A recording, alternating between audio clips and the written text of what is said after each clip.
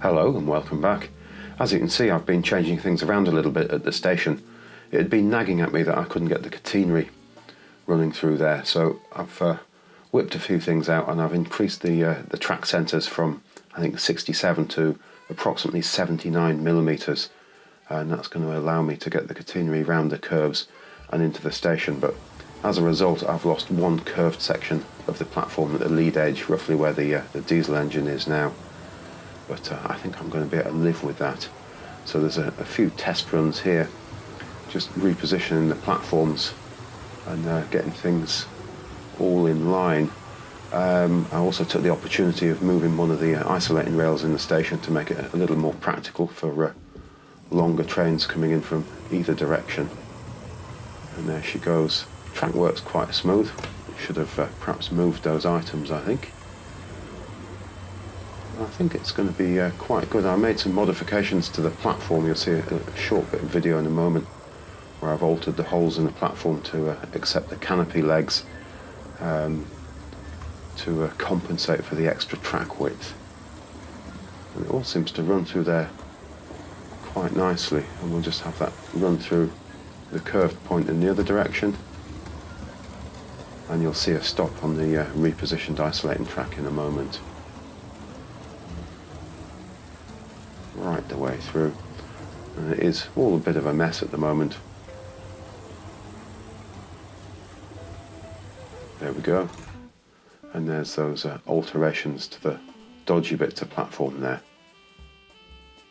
So a few days have elapsed since that little bit of video you just saw there, and you can see that I've now got some catenary running into the mouth of the station there, and as I mentioned, I've lost a curved section of platform on this platform here.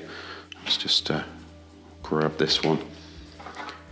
So because of the increased width between the two track sections, I can't get that in there anymore, because this inside curved line into the platform has come this way, so I just don't have the space to get that around in that curve anymore. It's very tight and awkward to start with, so we're going to live without that one, I think.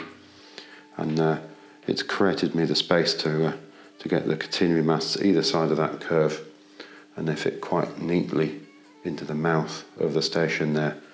So that's involved moving the curved point back. I moved it twice. As you can see, I didn't quite get it in the right position the first time to make it all work, but these things happen. So I have to get a bit of paint out, and I've just filled those holes in there. As somebody very wisely said, I shouldn't wire up these point motors till I'm absolutely sure I've got everything where I want it. But there again, that's just enthusiasm, getting on with it and having fun. So I think that looks pretty good in there, and it's going to work, I think. I've got one of the canopies there. As you saw, I made an adjustment to the holes in the platform to accommodate that. But let's just have a test run. I've got the old Bobo electric, the one I have modified and painted slightly earlier in the year. Let's see if I can get this to run in the correct direction. We'll just have a test of it through this bit of catenary I've been working with.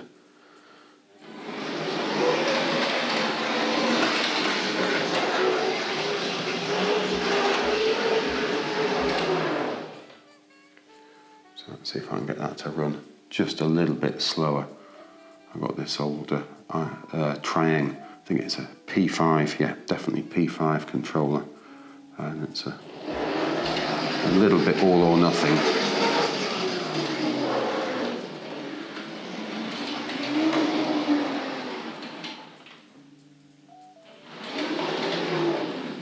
A slight stall there on the point work, I think.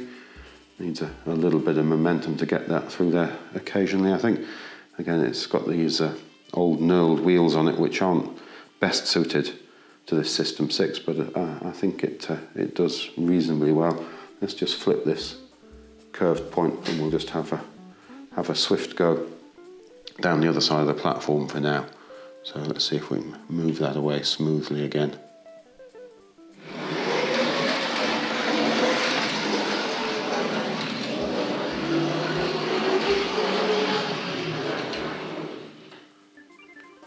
go. And I think we'll just run it back.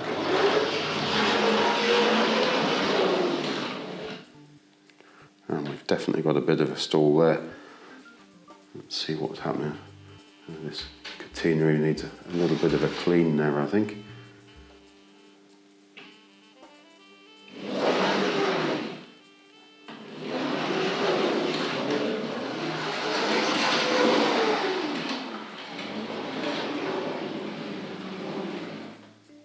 Excuse the crocodile clips supplying the power there. So let's just have a quick look. So yeah, I've got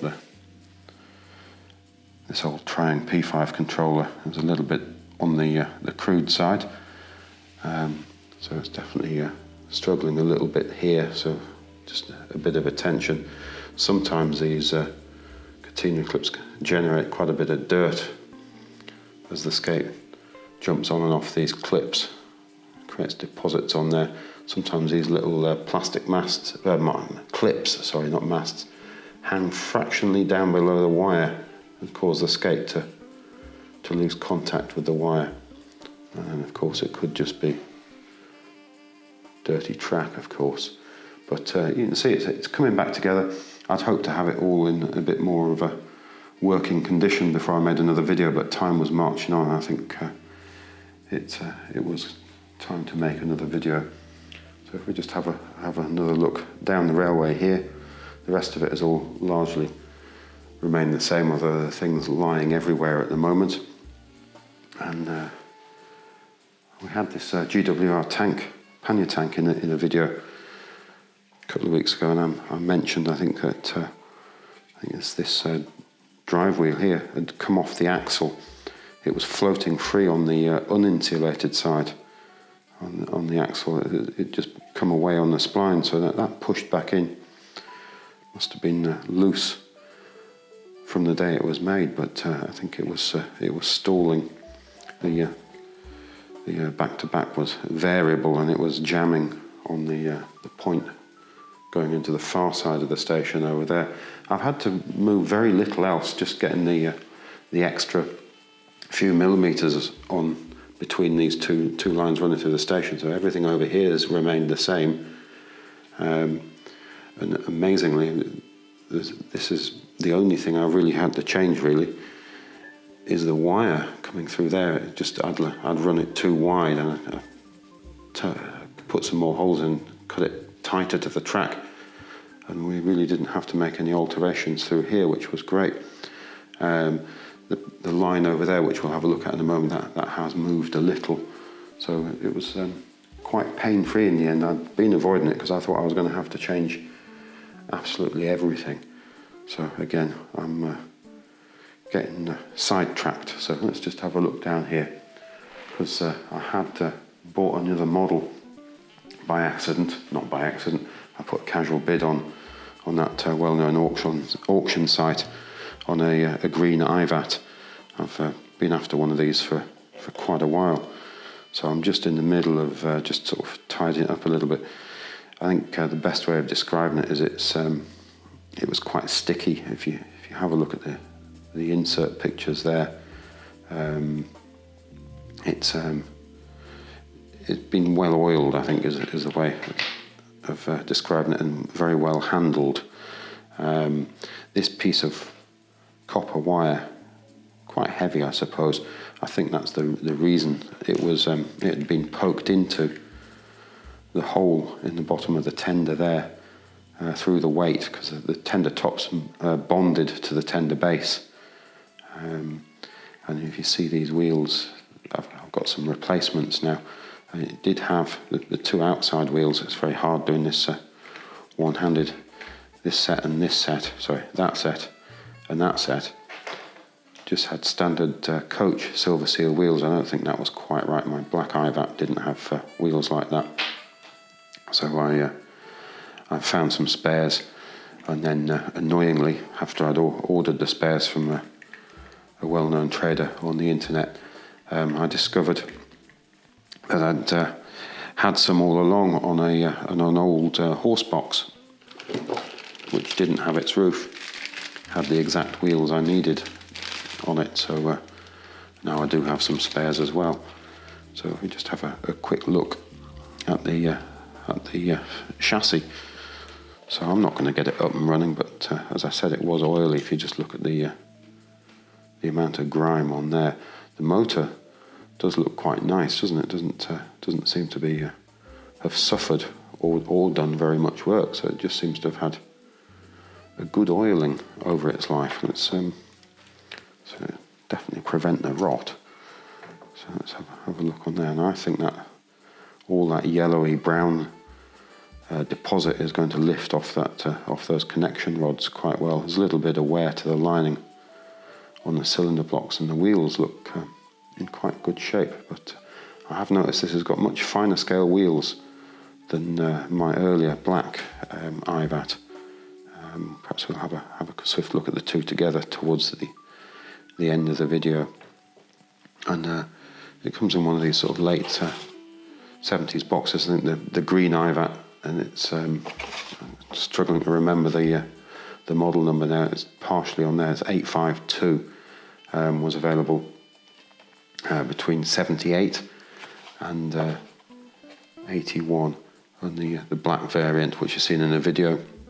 Can't remember when that video went out now. 857 was available 74 to 77. And just have a look at the polystyrene insert.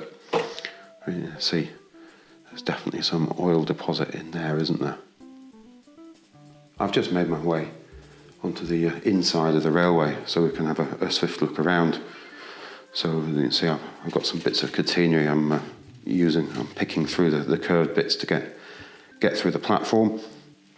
I have a swift look at the page 33 of the 78 catalogue. I think that's the year that the green Ivat came along. Fairly impressive picture. I think I've mentioned before, I do like the tender on that locomotive. It really is quite a nice looking piece of design. I'm not sure quite how accurate it is. I know there's some information about the locomotive itself there. So let's have a swift look down this side of the railway. And as I said, it is all in a bit of a mess. Got the capacitor discharge unit out there. I've been retesting the points after I'd repositioned them. And there we can see the other end of the station there. I think the catenary is going to look quite impressive coming underneath the footbridge there. Originally I was only going to put the one line, if you remember, of catenary through and back through this point work and onto the outside line. But I had hoped to be started with the turntable installation, but this has sort of taken over for a little bit. And it's going to be worth it, I think. It's going to look good. So there we can see the other problem with the catenary was that the tracks were so close together at 67 millimeters, you just couldn't get the coaches around. I don't know if I hold that up and you can see what I've got there. So they clear the catenary on both sides. So I need to hold that a bit higher, and they don't collide with the station edges.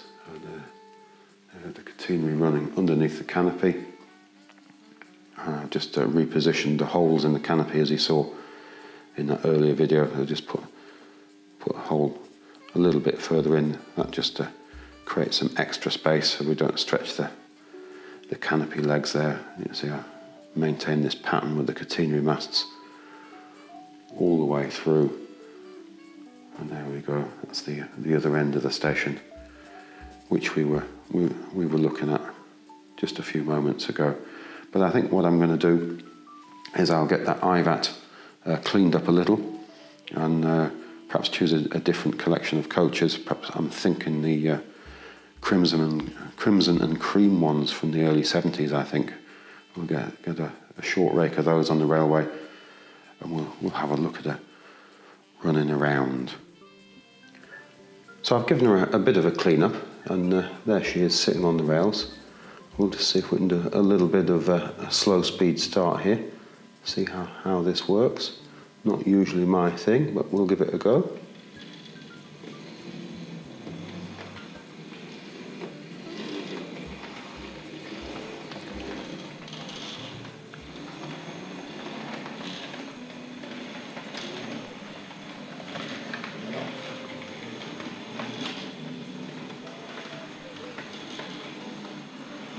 So it copes with the points all right, and that's relatively slow, isn't it?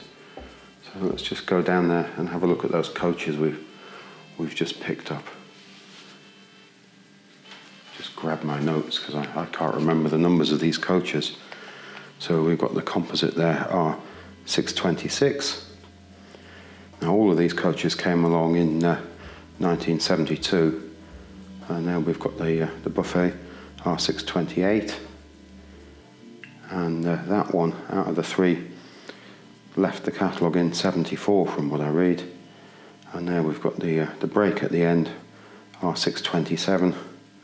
Again, that one seems to have been available in one form or another up to 77. I believe there are some slight variations, and the model number may have changed as they had the silver seal wheels fitted. These ones just have the white rims fitted. And I think they could be found in trying Hornby or Hornby Railways boxes or Hornby boxes. So I think they're quite bright. We've seen them before in a video quite some time ago. I will leave a link to that video, but I think we'll see if we can pull them out of the station. Now I'm just going to, actually no, I'm not going to swap hands. Let's see if we can do this. See if we can get a slow start here back across that point work. A little bit hesitant.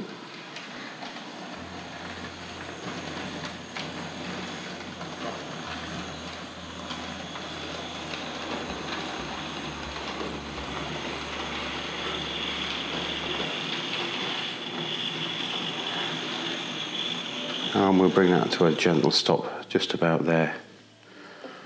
So, not too bad for a seriously old model really. This is 78. Perhaps 79.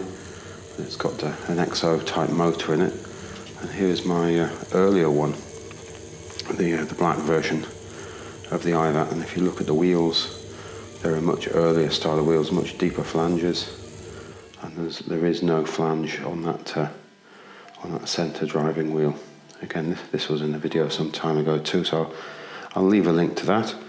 And this was in one of those early-ish Hornby Railways boxes, and they've got a nice black face card there. I think we're model number, can't remember the model number. There we go, 857. And I think these were available 74 through to 77, and the green one seems to have shown up. Alright, we'll give this locomotive and these rather bright coaches a little power and see if we can get them to run around the layout back into the station. So let's see if we can turn this the correct direction.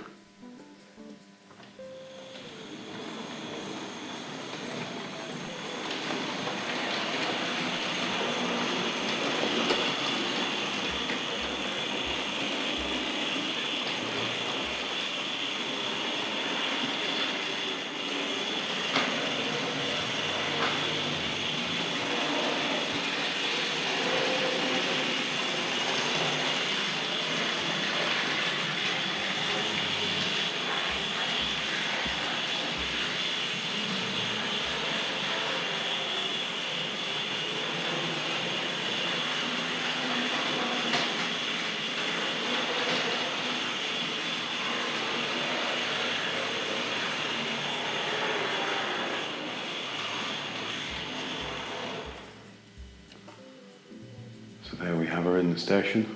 Just go and have a quick look. I also need to check some point work. And there we've got the electric sitting in there. We'll get out that 86, I think, next video. I'm hoping to have some coaches which may be a little more appropriate. We'll see what happens. So she's rolled into the station. Let's just have a quick look at her sitting the other side of the canopy there. So she's going to come around there. And let's see what we've got here. Yeah, she's going to come through the points. We need to open those. And I can't remember whether how the isolating switch is set here. I think So I'm bashing the camera around there. We just have to have a look further down here. I think it's set to run. We shall see. If it comes to a stop, we'll throw the switch the other way. I must get the switches run back to the controller. Let's see how she does.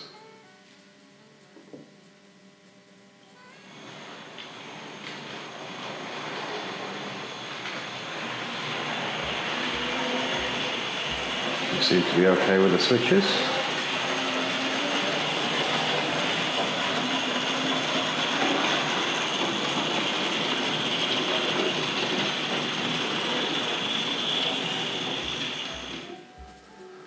Although probably thinking about it, with the points open at both ends of the station, the train's going to roll right through.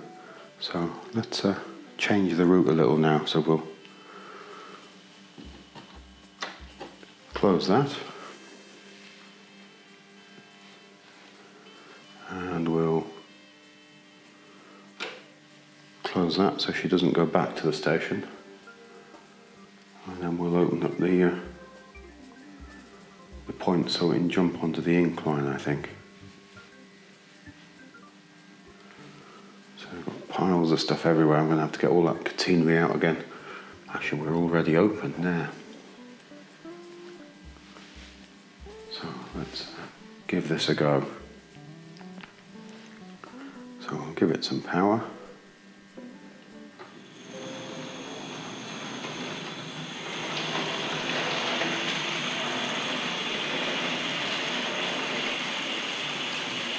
And we'll just follow her around.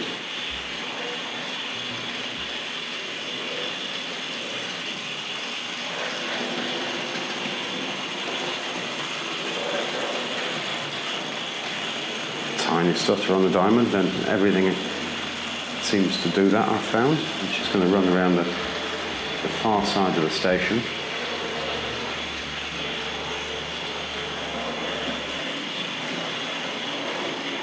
And I'm going to dash back over to the controller because I have an idea she's going to need a little extra power as she begins to climb. Let's see how we do with that.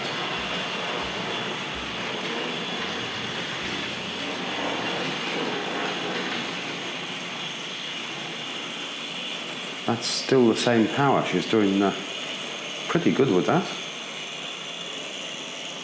Sounding a little bit heavy now, but I'm not going to give her any more. Let's just see how she does with that. We'll get her right up to the bridge and bring her to a stop. And again, I can't remember. I think possibly a tiniest bit of wheel slip there, I'm not sure.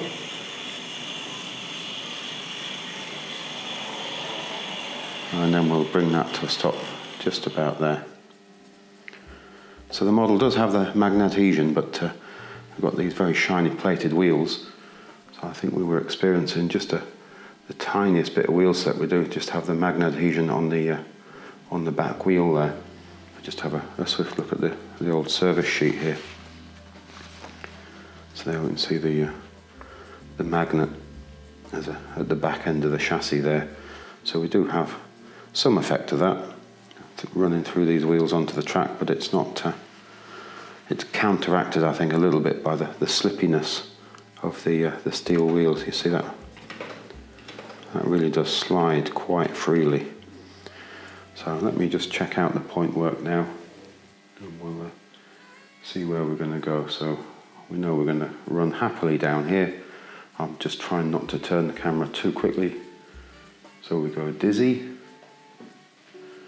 We've got the Lord Westwood sitting in the sidings there. Let's check there's nothing lying on the rails. And we're going to jump back out onto the main line, through here. We need to open here and here. So that's it, no obstructions on the line. I think time for more power. That was inevitable, wasn't it?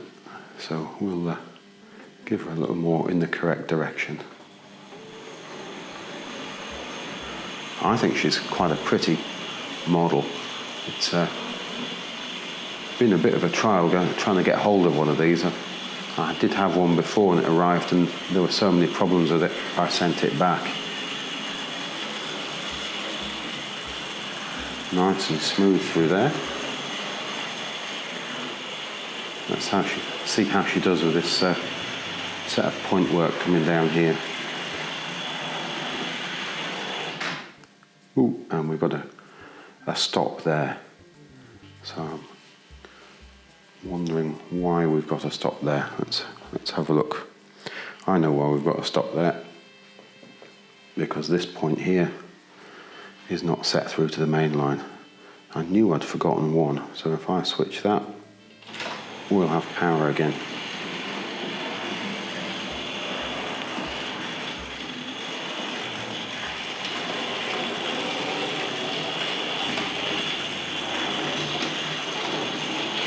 And there she goes. I think a little more power this time. One more time round perhaps.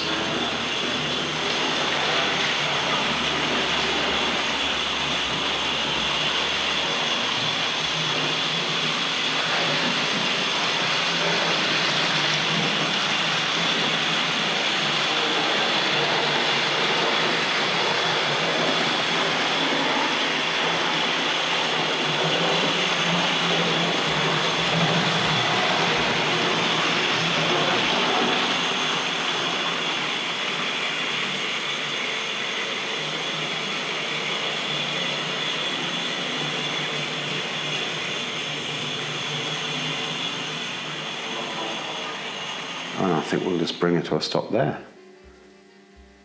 I think that's probably it for this week. Thanks again for watching. It's hugely appreciated. I think we really will get that Class 86 out next week with its replacement pantograph and see how she does with its new pantograph. And from what I remember from the testing, she still does stick on some of the clips. Now I think this is quite a pretty model, as we've said before, but it's definitely less sticky when you have a look at it. Let's just lift this off. Just before we go, we'll just have a swift look at this. So I realise it is quite backlit sitting on the railway here, so let's just have a quick look over that. So that valve gear was fairly sticky, and lighter fuel did lift off most of it. It just came away, and you can see that traction magnet there. And there's those shiny wheels causing that tiniest bit of slip on the incline there. And one of these collection wipers is just worn away. I think I just need to get a replacement one of those. I can't remember, it's that one there. So, not a bad purchase, I don't think. So I'm really pleased to get one after all of that time. But thanks again for watching. Goodbye now.